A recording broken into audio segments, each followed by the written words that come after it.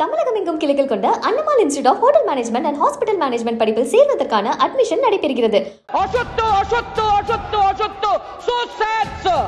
মুম্বাইয়ের মুখ্যমন্ত্রী পদত্যাগ করেছিলেন, স্বরাষ্ট্রমন্ত্রী তো ছেড়েই দিন, গোয়েন্দা প্রধানের মেয়াদ বাড়লো, চাকরির পুরস্কৃত হলো। ছি ছি। আমেরিকার প্রেসিডেন্টই আমাদের হত্যাকর্তা বিধাতা, তিনি যা বলবেন তাই হবে। দুটো দেশের কোনো ক্ষমতা নেই নিজেদের মধ্যে কথা বলে মেটাবার।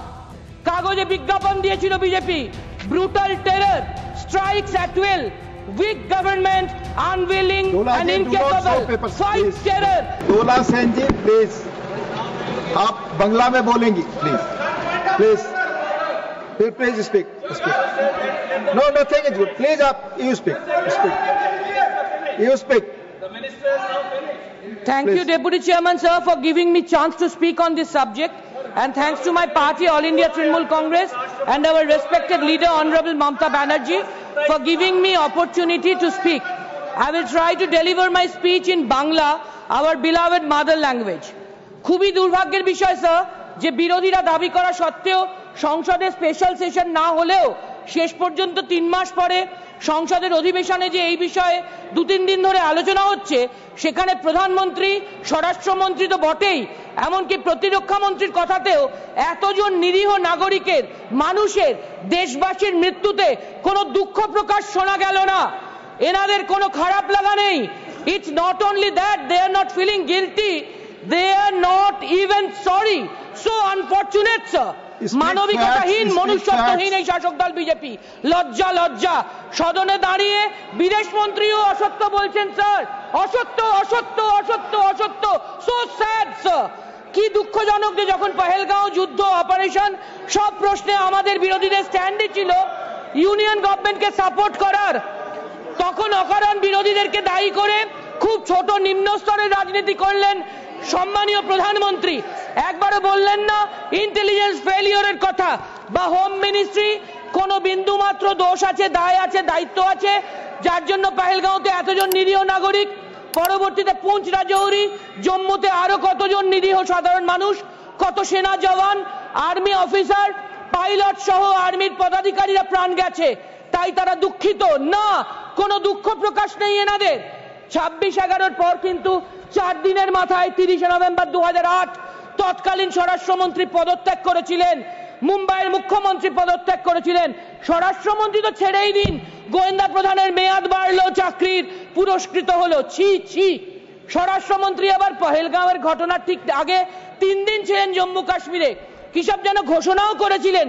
কিন্তু কি আশ্চর্য, এত বড় ব্যর্থতার পরেও এত অ্যারোগেন্স, অহংকার, ঘামান্ড, স্যার, জাস্ট আনঅ্যাকসেপ্টেবল, কন্ডেমেবল, ভাবা যায় না। 370 ধারা তুলে দেওয়ার সময়ও সম্পূর্ণ অগণতান্ত্রিক ভাবে ট্রেজারি বেঞ্চ রাজ্যসভা থেকে আমাদের মতো অনেক বিরোধীকে সাসপেন্ড করেছিল, তবে তা পাশ করতে পেরেছিল। তখন কি ঘোষণা ছিল তাদের? এর ফলে জম্মু কাশ্মীরে সন্ত্রাস শেষ হবে, ভূস্বর্গে স্বর্গ প্রতিষ্ঠা হবে, শান্তি আসবে। হয়নি তো। পহেলগাঁওয়ের ঘটনা তো ওদের ওই দাবিকে একেবারে ধুলোয় মিশিয়ে দিয়েছে, ধুলিসাৎ করে দিয়েছে।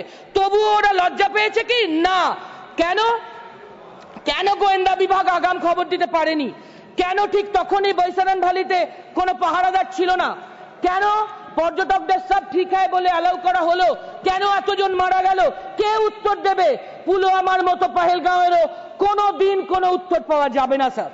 1 মাস, 2 মাস, 3 মাস পার হয়ে গেল, 100 দিন হয়ে গেল, যারা সন্ত্রাস করছে তাদের কোনো খোঁজ ছিল না। যেই আলোচনা শুরু হলো সংসদে, অমনি তাদের 3 জনকে খুঁজে পেয়ে মেরে দেওয়া হলো। স্বরাষ্ট্রমন্ত্রী কি তাহলে এদের অ্যারেস্ট করে রেখে দিয়েছিলেন স্যার, যাতে ঠিক আলোচনার সময়ই মেরে দিয়ে বিরোধীদের মুখ বন্ধ করে দিতে পারেন? So astonishing sir. নইলে এত বড় কোইন্সিডেন্স কি করে হয়? 370 কি, কেন, কোন পরিপ্রেক্ষিতে একটা নির্বাচিত সরকার করেছিল, সেই ইতিহাসকে মুছে দিয়ে, ভুলিয়ে দিয়ে আর একটা সরকার তাকে একতরফা তুলে দিল। কাশ্মীরিয়াত, কাশ্মীরের অধিবাসীদের যে নিজস্বতা, তাকে বারবার আঘাত করেও কি এই সরকার আরো বেশি করে সন্ত্রাসবাদের জন্ম দেওয়ার পরিস্থিতি তৈরি করছে না? লেবার স্ট্যান্ডিং কমিটি থেকে জম্মু কাশ্মীর গিয়ে শ্রীনগর, ডাল লেক, পহেলগাঁও, সোনমার্গ, গুলমার্গ, জম্মু সব জায়গায় একটা কথাই বলতে শুনেছি ওখানকার সাধারণ মানুষকে, স্বাধীনতার পর থেকে আমাদের এই স্টেটহুড তাকে ডিমোশন করে ইউনিয়ন টেরিটরি করে দেওয়া হলো, এটা মানতে পারছি না। ঠিকই তো, এত বড় একটা সিদ্ধান্তের সময় জম্মু কাশ্মীরের সাধারণ মানুষের মত নিতে একটা গণভোট নেওয়া উচিত ছিল নাকি? আমরা কৃতজ্ঞ কাশ্মীরের সাধারণ মানুষের কাছে। ধর্ম জেনে বেছে বেছে আত্মতায়ীরা হত্যা করেছে, এটা জানার পরেও এই সন্ত্রাসবাদ রোখার জন্য তারা মুখ খুলেছেন, এক হয়েছেন, মিছিল করেছেন, প্রতিবাদ করেছেন, ভূমিকা নিয়েছেন। We salute them.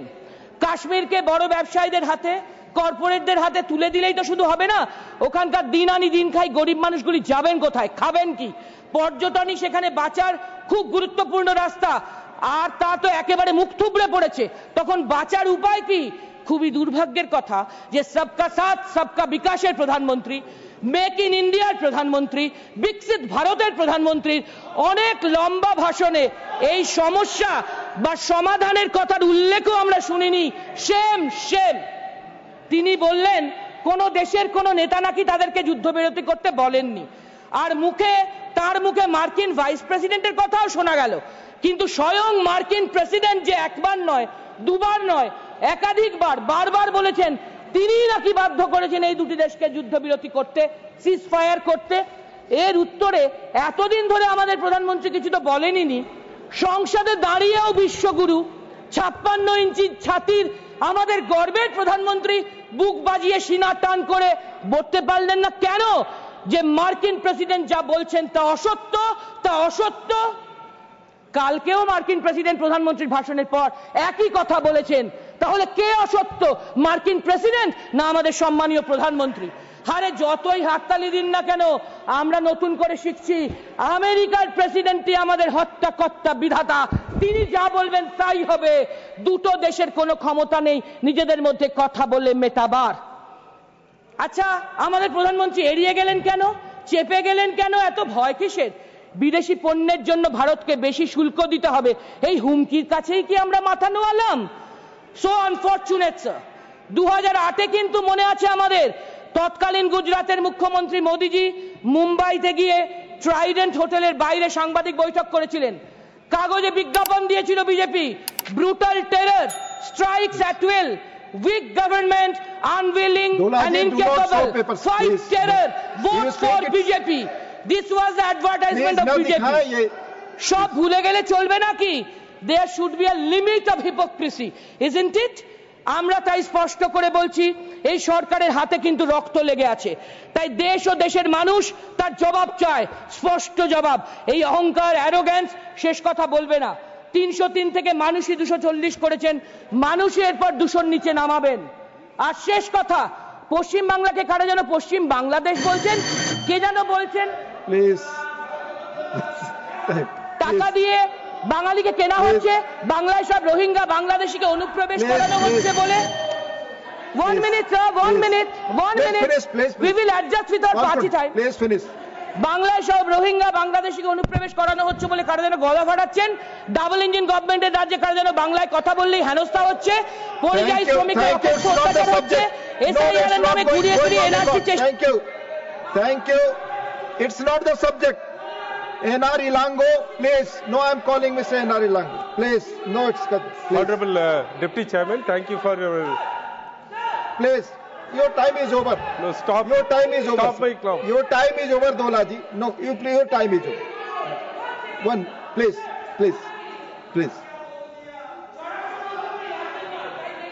Dolaji, please. Conclude. Dolaji, please conclude. Dola Senji, please conclude. তাই দেশের মানুষের 350 কোটি টাকা খরচ করে 33টে দেশে বিশ্বগুরু ঘুরে বেরিয়েছেন, তারা একজনও ভারতকে সাপোর্ট করেনি। পৃথিবীর ইতিহাস বারবার প্রমাণ করেছে উৎসাহ, অপপ্রচার, ষড়যন্ত্র, মিথ্যা, অন্যায় কোনোদিন শেষ কথা বলে না। শেষ কথা বলে Mr. NR Ilango, you speak now. தமிழகம் எங்கும் கிளைகள் கொண்ட Annamal institute of hotel management and hospital management படிப்பில் சேர்வதற்கான அட்மிஷன் நடைபெறுகிறது. மின்னம்பலம்.com தமிழின் முதல் மொபைல் பத்திரிகை.